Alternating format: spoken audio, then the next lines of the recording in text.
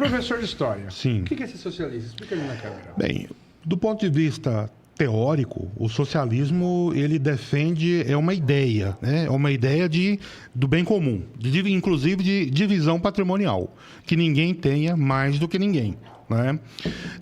Sendo um estágio para o comunismo. O comunismo é o passo seguinte, né? Transição. É uma transição. O comunismo, no passo seguinte, o governo dos trabalhadores, né? A ditadura do proletariado, né? E a defesa, né, num determinado momento, da abolição de uma sociedade de classes.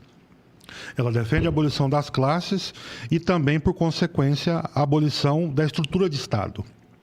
Então, quando a gente vai falar, por exemplo, se eu sou socialista ou comunista, é difícil a pessoa fazer essa afirmação, porque quando a gente olha, por exemplo, para as experiências que nós já tivemos, nenhuma delas seguiu rigorosamente essa ideia. Se a gente pega, por exemplo, nós temos aqui um exemplo eleitoral, né, aqui no nosso continente, que é o Chile, que elegeu um presidente socialista em 1970, Salvador Allende. Depois pelo Pinochet, né? Exatamente. O Salvador Allende, qual foi a perspectiva de gestão? De um fortalecimento extremo do Estado chileno. Né? Salvador Allende. Salvador Allende nacionalizou toda a produção mineral do país. Para você, ele era socialista? Ele defendia o socialismo, mas praticou um capitalismo de Estado. Como governante. Mas você diria o seguinte, vou fazer umas perguntas duras assim para você nesse campo. Quem foi Hugo Chávez para você da Venezuela?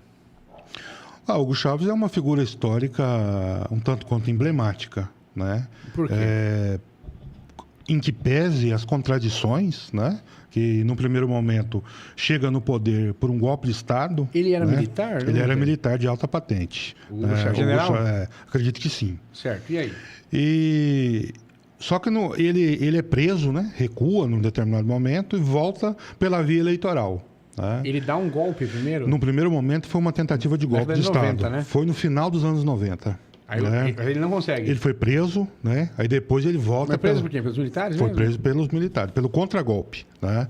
Que teve. Legalidade. Isso. E depois aí anistiam ele, perdoam. Exatamente. Aí depois ele volta pela via eleitoral, né? Se torna presidente da República eleito. Bem. Isso em 2002, né? Eu acredito que 2002, 2001, junto 2002. Com o Lula ali. Foi no mesmo período. Certo. No mesmo período, quase. Aí ele se elege aí. O que aconteceu?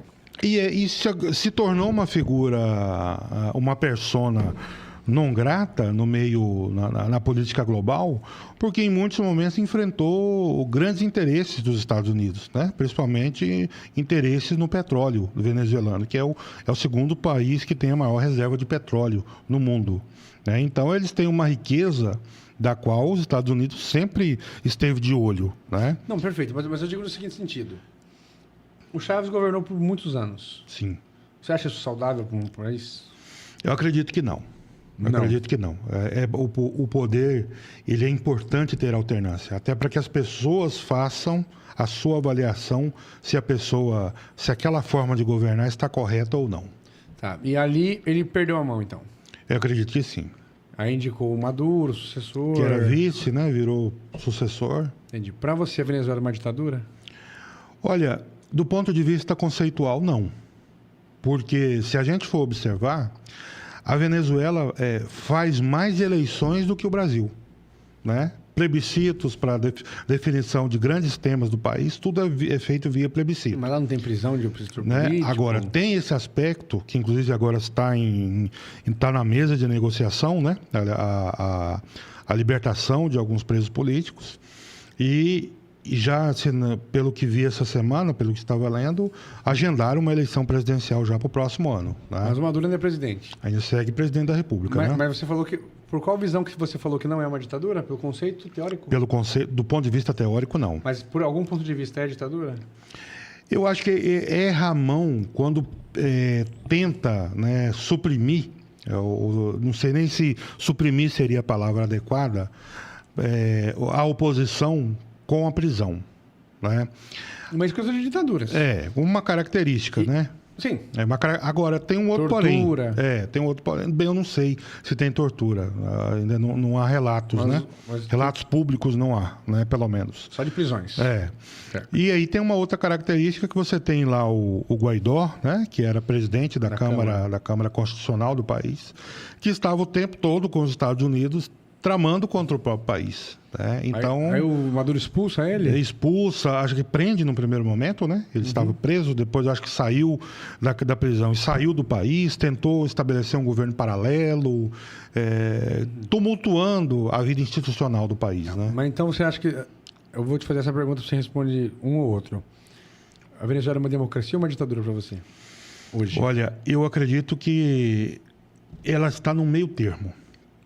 Ela está no meio termo, caminhando para ser. Eu acho que essa negociação que o Maduro está abrindo agora caminha para ser uma democracia plena. Não, mas hoje é o quê? Eu acredito que sim, que é uma democracia, mas ela precisa ser aprofundada. Tá, mas é democracia. É uma democracia. Tá, vamos pegar outro regime. Cuba é uma democracia para você? Não nos moldes que nós conhecemos no Brasil. Mas assim, amigo, você está relativizando muitos conceitos. Não. Veja só. Cuba tem um partido único. Partido único, o povo elege os congressistas e os congressistas elegem o presidente da República. Mas não tem que ter alternância, não tem que ter outras ideias. Mas é por isso que eu estou dizendo para você que não numa perspectiva da qual nós trabalhamos aqui. Mas, por exemplo, se o Bolsonaro fosse presidente aqui e tivesse só o PL, você ia falar que é uma ditadura ou não? Sim. Né? Então Cuba é uma ditadura para você? Nessa lógica, sim. Então é uma ditadura para você? Sim. É diferente da Venezuela? Muito diferente. Entendi. Quem foi Fidel Castro para você?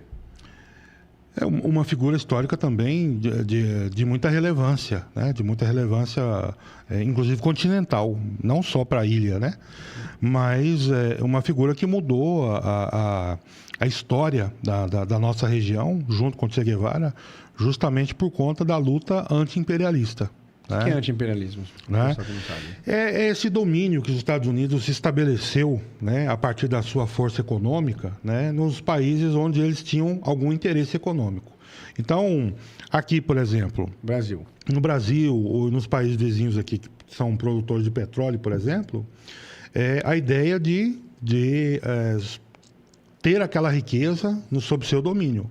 Aqui, talvez as pessoas que estão nos ouvindo e nos assistindo não se lembre, mas quando o Lula chegou, quando o PT chegou na presidência da República em 2002, estava sendo discutida aqui no Brasil a ALCA, a Área de Livre Comércio das Américas, que defendia inclusive a desanexação da Amazônia do Brasil para que os Estados Unidos pudessem fazer a gestão dela. Um instrumento de poder, então. Exatamente. Então, inclusive, boa parte da matéria-prima da indústria farmacêutica dos Estados Unidos sai aqui do Brasil, que é da Amazônia. Mas também tem esse pensamento. O Fidel começou certo, então? Começou num momento de tensão, né?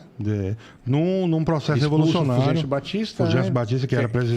Que era americano. Aliado dos Estados Unidos. Aí aonde que ele perde a mão ali? Eu acho que perde a mão nessa questão do Partido Único. Isso não pode acontecer. Eu acredito que não. É importante ter uma pluralidade de partidos, de pensamentos, de perspectivas políticas. Eu acho que é saudável. Uma vez perguntaram para o Ciro Gomes isso, que se pensa de Fidel Castro, ele respondeu assim, acho que foi no programa do Ratinho, há muitos anos. Ele falou assim, o maior problema da política, ele falando, é quando a gente não sabe a hora de parar. Ele falou, o Fidel não soube a hora de parar. É mais ou menos isso? Talvez seja isso. E tenha sido talvez um dos problemas do Hugo Chávez. Não soube enxergar o momento ali, o limite. E nesse sentido, eu vejo que o Brasil é importante, porque aqui, alguns políticos, quando eles não querem sair por conta própria, a urna os aposenta, né? Então, isso é uma possibilidade interessante que só um regime democrático pode ter. Pode proporcionar. Mas assim, eu diria o seguinte para você.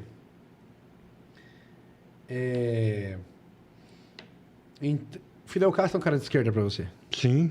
Chaves também? Sim. E Stalin? O Stalin... Da União Soviética, né? Ele chega no poder dizendo que era, né? Mas fez exatamente o que o Allende fez no Chile, né? Fortaleceu o Estado ao extremo. Tá? Mas não era de esquerda? Era de esquerda e quando chega no poder, vê que ele precisava mudar de postura, inclusive abandonando antigos companheiros de luta, como Lenin, por exemplo. Né? No Trotsky, né? E fortaleceu muito a estrutura estatal. Não se pode negar que desenvolveu rapidamente a Rússia do ponto de vista econômico, né? Vinha do regime muito longo da família Czar, né? E investiu na indústria bélica, revolucionou do ponto de vista do aspecto econômico o país. Uhum. Mas também manteve a mesma política imperialista de invasão de territórios, de ocupação de territórios, a mesma lógica que o Hitler usa na Alemanha, de perseguição, de eleger inimigos, né, de matar pessoas. Mas você pensa que Stalin foi um ditador também? Foi um ditador. Foi um ditador sanguinário. O Mao Tse Tung da China. Exatamente. Mas também era esquerdo o Mao Tse Tung? Também defendia, né, essa lógica. Algum desses exemplos que eu te dei era socialista? Fidel Castro era socialista? Bem, eu acho que Cuba se aproximou mais, né? Mas não foi ao pé da letra. Mas o Fidel Castro era socialista? Era socialista. Mas perdeu ali no caminho ou não? Sim. Ou lá foi o que mais manteve? Que mais manteve e que não deu certo. Você acredita no socialismo? Olha, tal qual ele estava colocado, não. O socialismo é a ideia do Karl Marx ou é o comunismo isso? Não, o Karl Marx é um teórico que ajuda a pensar, né? Ajuda a pensar. Escreveu o Manifesto Comunista. Exatamente, mas eu acho que nós estamos muito mais próximos de um estado de bem-estar social do que de um estado socialista, propriamente dito, ou comunista. Isso, a sua ideia de... Sim. Entendi. Então, essas pessoas que eu falei aqui que são famosas, porque assim, os bolsonaristas usam muito esses exemplos, né? Do Fidel Castro, da Venezuela, né? Desse tipo de coisa. Então, você acha que essas pessoas erraram quando perderam a mão de não deixar transitar o poder? Sim. Isso, transitar o poder ali. Sim. Certo. Vamos falar um pouco de Cáceres agora. Ano que vem, o PT terá candidato a prefeito? Bem, faz parte da nossa construção interna, né? Nós temos hoje 4 pré-candidatos, né? O Brasil, só para a gente fazer aqui para você entender bem, o PT está numa federação, né? Sim. Chamado Brasil da Esperança.